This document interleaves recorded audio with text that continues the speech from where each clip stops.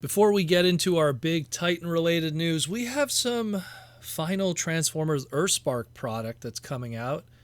And hopefully it'll find its place in this market. I don't know who this is for, but we got a full wave of brand new Transformers Earthspark Smash Changers. So this was an idea that we first got during Transformers Cyberverse, which covertly was just a way to get that Rise of the Beast Optimus Prime mold out there before its actual Rise of the Beast product.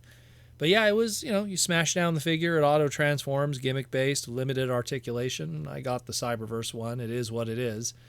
And now we got some Earthspark ones. We got Optimus, we got Bumblebee, we got Terran Thrash, and we got Megatron.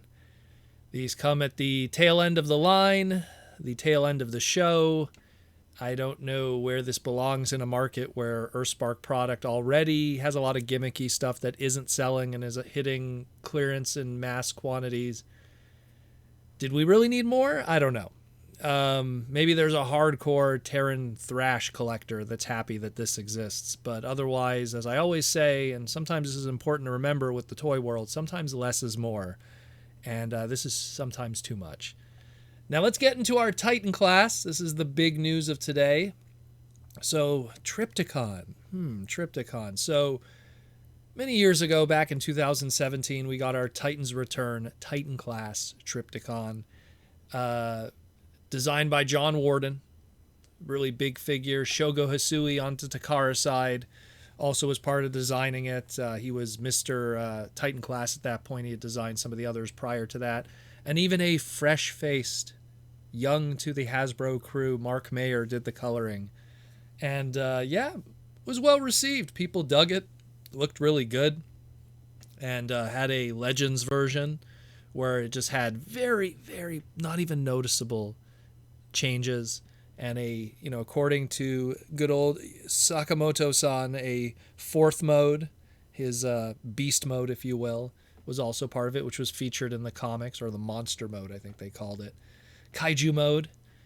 And that was it. It was just, it came out, it shook up the market a little bit, and then its biggest claim to fame, which is unfortunate because it's a great product, was how hard it fell in terms of the retail world. While it was well received by fans, it seems that Hasbro overproduced the product and there was just too much of it. And while it came out in the, I'd have to say like the summer of 2017 and August in Japan, by the time we got to the early summer of 2018, specifically April when all this really dropped, it hit Ollie's retailers very hard. And Ollie's, which is a closeout discount store, ended up with pallets of these. Insane amount. The photos that were showing up was insane. What was more crazy was Trypticon originally sold for $150, $149.99. That's what a Titan class was back in the day for its MSRP. Ollie's initially, in its first run, was asking $49.99. Down $100 from its original MSRP of $149.99, easy math, $150. And man, they had a lot of them.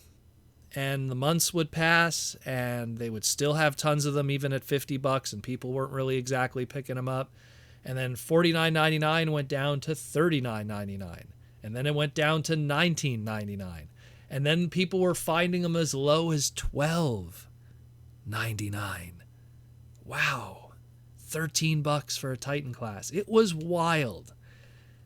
By TFCon 2018 in Toronto, I remember one dealer, an American, I don't want to name his name because some people might accuse him of scalping, but one dealer showed up with around 25 of these, and he was asking 50 Canadian a piece. Now, I don't know what he paid, but at 50 Canadian, and around that time, 50 Canadian would have got you 35 American, and that's before state taxes. So I don't know what he paid, but no doubt he probably was in that lower $19.99 to $12.99 range.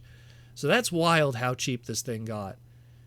And it was a wild time for this big boy. But then, 2020 came around, Titan classes got smaller. That expected Gigastorm retool repaint never happened for Gigatron. And with the inflation of our dollar and the shrinkflation of our product, the world of 2024 going into 2025, our Titan classes are a whole different animal now. Going from $150 to $175 to $200, and now back to $150, but really a different kind of product with that of the Star Optimus Prime we have today. Great product, don't get me wrong, but a very different product than what we had before as a Titan class at that 150, 175, or even 200 level. Which begs the question with this one, which is something we're going to talk about in a moment, especially when it comes to pricing. So why talk about all this? Well, Evan revealed another one today, right before the year is over on this Saturday, which we're going to have a live stream later tonight. Don't worry about that. But this Saturday, we got not just a reissue of that Trypticon, but a redeco of it for their Generation Selects line in 2025. And it's a whole brand new deco, which he labels as screen accurate. I could see what they're going with here. It definitely replaces that original one that was more of a 1986 G1 toy accurate coloring, which had more of those grays than the more screen accurate, dark charcoal kind of black that this one has here. The clear reddish orange translucent plastic that was used on the original Titans Return one is now a more solid translucent orange, again, to match the animation model. They said that there's no more sticker sheet included with this because, again, that sticker sheet kind of led to those G1 details that something like an animation model would have not had, which, again, simplistic animation cells. And even, when you look at the high fidelity animation cells and look of something like, say, from Call of the Primitives with Trypticon, you want the simplicity of that, if anything, and the sticker sheet would have not added to it. Still comes with full tilt and his, Titan Master gimmick with Necros. So none of that has changed. So it's a one-for-one, redeco repaint of the original. No new tooling, nothing like that. There is one little problem. What's with the pink? I mean, maybe it's because it's standing next to the original and it's very noticeable. But a lot of that purple, when you compare it to the original, looks very pink next to it. And, even when you take it and you put it side by side with every other version of Trypticon, be it cartoons, animation, or otherwise, it still looks very pink. Even the full tilt looks very pink. It has this very pink Decepticon piece. And for something that's supposed to emulate the animation, it does seem a little off. Maybe I'm wrong. Maybe I'm just seeing it different, but it looks very pink to me. And then when you look at something like, Siege later on, where we get the Brunt figure, which is supposed to be this companion piece for Trypticon, the missing tank unit that the original toy had, that thing's very purple, and it's not going to work very well with this one either. So that's another issue, too. And granted, Brunt didn't appear in the show, per se, as a transforming unit. So there's nothing really that you could base, color accuracy to. But it does suck that your Brunt will probably fit better more with what you got previously than what would be coming out later on. He was a product that came after the fact. So, yeah, that's another thing, too, that's weird. Again, the pink is really throwing me off. The second thing that's kind of bizarre to me, though, is, it has a nice new box, beautiful box art. And, I appreciate, the art of that. But when you look at the nickel and dime side of it, they said that due to the commentary of fans, they didn't like how Generation Selects boxes were that simple, low-cost, brown, corrugated cardboard, and so they wanted something nice, so they did something like this. And as a result, it's a fancy full-gloss, art, full-color box, which affects something that's the third part I want to talk about. Let's talk about price. We don't live in a world of $150 Titan classes of that size anymore. We don't live in a world really where the $200 ones survive very well, apparently, because of the budget and how things work today. And I mean, they kind of already see that you probably have to cut corners. They nixed the sticker sheet that came with it. They nixed the trading card, and we have now this fancy box that, let's be honest, it would have been a lot cheaper if it was done the way they did it with Black Zarek, brown corrugated cardboard box with a little bit of, just a picture of the character, but still playing within the budget of that brown corrugated cardboard. And, I've said it 100 times before, and I'll say it 100 times again.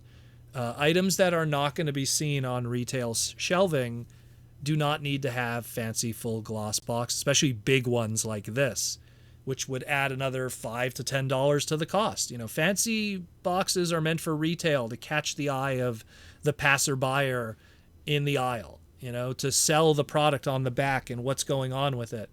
When it's a Generation Selects, it's being sold, from the warehouse to your house, as I always say. And you're going to see how the product is and how it looks through a retail listing on a website, on Hasbro Pulse. So there's no need for that to look complicated, Once the product is sold, no one is really displaying that box in their home. They open it up, they put the figure on display, and that box goes in storage, or even more commonly, in the recycling bin. And Generation Selects items, like I said, are Hasbro Pulse items. There's no retail space. It's a brown box meant for the recycling bins. And when it's a brown box, it's very guilt-free going into the recycling bin because it doesn't look fancy. And yeah, sure, in some regions, some of those Gen Select items, they end up in a retail space like a GameStop or a Toys R Us Canada. But in general, these are, like I said, warehouse to your house. Very little in between. But now we got a Titans return tooling, in plastic rollout from 2017 in a big glossy box coming out in 2025. So how much are we talking here? I mean, we're talking like minimum $200, right? I mean, removing of the sticker sheet and the trading card isn't going to move that much, will it? Because definitely, if anything, it balances out with what they did to the box. And again, the price memory of what happened to a Trypticon in the past with Ollie's, before he was that new hotness, I don't know. That's going to be a tough one. It sounds like I'm coming down on this. Don't get me wrong. I love this. This is cool. I actually think this is better than the original, in my opinion. But the business side of my brain and the muscle memory of where the money was and the journey of this character and how he was in retail, those are things that are hard to shake. And we don't know a price yet. We don't know a retail release. Evan said that there's an expected pre-order of early 2025. And with that Generation Styles box being kind of something we're going to see more in the future, makes me wonder how all this will really be handled. So I'm very curious. I mean, again, I'm hesitant. I saw what happened with Black Zarek with his clearances. Same thing with the Omega Sentinels. It's something where I hate to say it because it won't be good for business, but maybe people should wait out on this one because Lord knows the other one was kind of the same story. And again, this clearly is better than the original. Although that pink is really throwing me off. Maybe, I don't know, maybe we take apart the original, put the dark purple on this one here, make a perfect version. I don't know. Kind of getting a little crazy there. But either way, let me know what you think. Very bizarre. Anyways, tonight, because it's Saturday night, guys, it's the end of year Transformer Slag podcast live stream. It's going to be at 8 p.m. Eastern Standard Time tonight, 5 p.m. Pacific. Might even have a special guest. Who knows? We will see. We'll talk Transformers, take some questions from the fans, and then the following days afterwards, we're going to be dropping the top 5 Transformers of 2024 with me and Jaws D. So stay tuned for that. We'll see you tonight on the live stream. And as always, thank you for listening.